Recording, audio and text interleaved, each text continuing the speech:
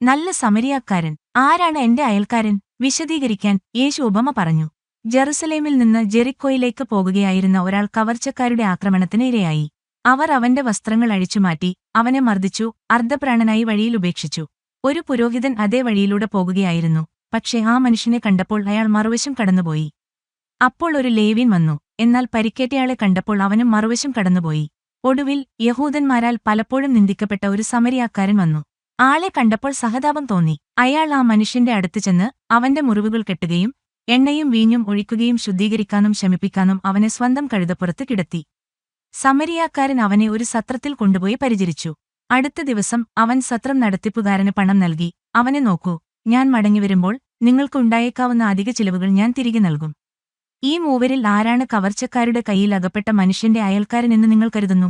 വക്കീൽ മറുപടി പറഞ്ഞു, അവനോട് കരുണ കാണിച്ചവൻ. യേശു പറഞ്ഞു, പോയി അതുപോലെ ചെയ്യുക. ധാർമ്മിക പാഠം. വംശമോ ദേശീയതയോ സാമൂഹിക പദവിയോ പരിഗണിക്കാതെ എല്ലാ ആളുകളിലേക്കും സ്നേഹവും ദയയും വ്യാപിക്കണമെന്ന് ഉപമ പഠിപ്പിക്കുന്നു. വാക്കുകളിൽ മാത്രമല്ല, പ്രവർത്തനങ്ങളിലാണ് യഥാർത്ഥ അനുകമ്പ കാണിക്കുന്നത്. അയൽക്കാരൻ എന്നതിനർത്ഥം ആവശ്യമുള്ളവരെ പരിപാലിക്കുക എന്നതാണ്. അത് അസൗകര്യമോ സാമൂഹിക മാനദണ്ഡങ്ങൾക്ക് വിരുദ്ധമോ ആണെങ്കിലും.